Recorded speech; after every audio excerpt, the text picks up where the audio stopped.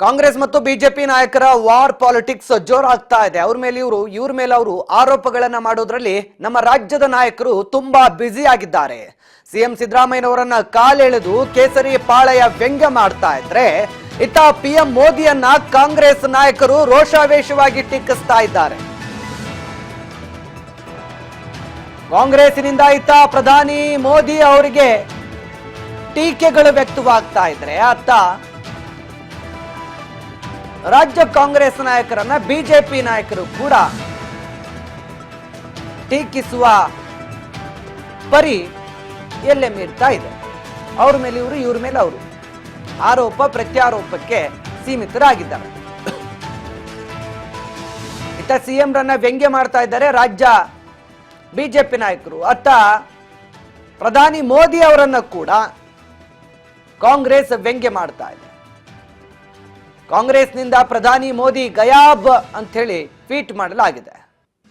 ದೇಶದ ಪರಿಸ್ಥಿತಿ ಒಂದ್ ಕಡೆ ಹೀಗಿದ್ರೆ, ದೇಶದ ರಾಜಕೀಯ ಪರಿಸ್ಥಿತಿ ಹೀಗಾಗ್ತಾ ಇದೆ. ಪರಸ್ಪರ ಟೀಕೆಗಳನ್ನ ಮಾಡುವ ಮೂಲಕ ಇವ್ರುಗಳಿಗೆ ರಾಜಕೀಯ ಮುಖ್ಯ ಆಗಿದೆ ಹೊರತಾಗಿ ದೇಶದ ಈಗಿನ ಪರಿಸ್ಥಿತಿಗೆ ನಾವು ಯಾವ ರೀತಿ ವರ್ತಿಸಬೇಕು ಅನ್ನೋ ಕಾಮನ್ ಸೆನ್ಸ್ ಇಲ್ದಂಗ ಆಗಿದೆ. ಸದ್ಯಕ್ಕೆ ಟ್ವೀಟ್ಗಳ ಮೂಲಕ ಈ ರೀತಿ ಪರಸ್ಪರ ಆರೋಪ ಪ್ರತ್ಯಾರೋಪಗಳನ್ನ ಮಾಡುವುದು ಅಥವಾ ಪ್ರಧಾನಮಂತ್ರಿಗಳನ್ನ ಈ ರೀತಿಯಾಗಿ ವ್ಯಂಗ್ಯ ಮಾಡುವಂತ ಪರಿ ಇದೆಯಲ್ಲ, ಇದು ಶತ್ರು ರಾಷ್ಟ್ರಗಳಿಗೆ ಏನ್ ಸಂದೇಶ ಕೊಡುತ್ತೆ? ಎಲ್ಲರಿಗೂ ಗೊತ್ತು, ಕಾಂಗ್ರೆಸ್ ಪಕ್ಷಕ್ಕೆ 100 ವರ್ಷಗಳ ಇತಿಹಾಸ ಇದೆ.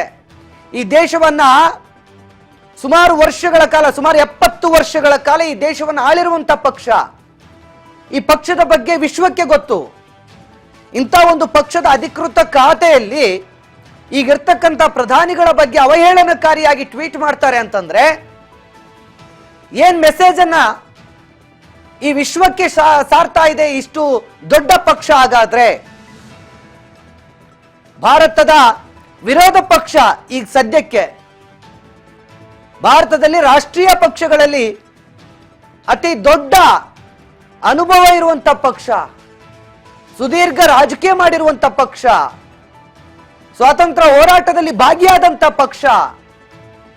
ಇಂಥ ಪಕ್ಷದಲ್ಲಿ ಈ ರೀತಿಯಾದಂತ ನಡೆ ಈ ಸಂದರ್ಭಕ್ಕೆ ಏನ್ ಮೆಸೇಜ್ ಅನ್ನ ವರ್ಲ್ಡ್ಗೆ ಪಾಸ್ ಮಾಡ್ತಾ ಇದೆ, ವಿಶ್ವಕ್ಕೆ ಪಾಸ್ ಮಾಡ್ತಾ ಇದೆ? ನೋ ಕಾಮನ್ ಸೆನ್ಸ್ ಪೀಪಲ್ಸ್ ಅಂತ ಅರ್ಥ ಆಗ್ತಾ ಇದೆ ಅಷ್ಟೇ. ರಾಜ್ಯ ಕಾಂಗ್ರೆಸ್ ಟ್ವೀಟ್ಗೆ ಕೆರಳಿ ಕೆಂಡವಾಗಿದ್ದಾರೆ ಕೇಸರಿ ನಾಯಕರು. ಇದೇ ಮಾಡ್ಕೊಂಡು ಸಾಯ್ರಿ ಎಲ್ಲರೂ.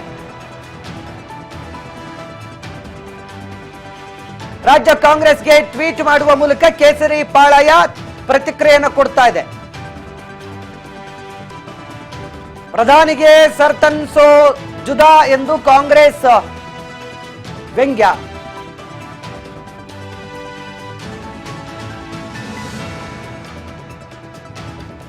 ಸಾಲು ಸಾಲು ಪೋಸ್ಟ್ಗಳ ಮೂಲಕ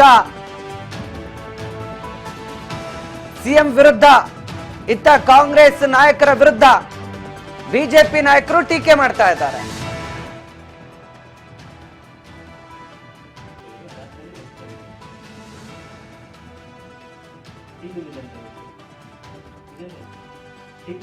ಟಿಪಿಎಲ್ ಅದೇ ಬ್ರೇಕಿಂಗ್ ಅಲ್ಲಿ ಹೋಗಿದ್ನಲ್ಲ ಟ್ವಿಟರ್ ಖಾತೆಯಲ್ಲಿ, ಬಿಜೆಪಿಯವರೇ ಪಾಕಿಸ್ತಾನ ಶತ್ರು ದೇಶ ಆದ್ರೆ ನಮಗೆ ಪಾಕಿಸ್ತಾನ ಶತ್ರು ದೇಶವಲ್ಲ, ಅದು ನಮ್ಮ ನೆರೆ ಹೊರೆಯ ದೇಶ.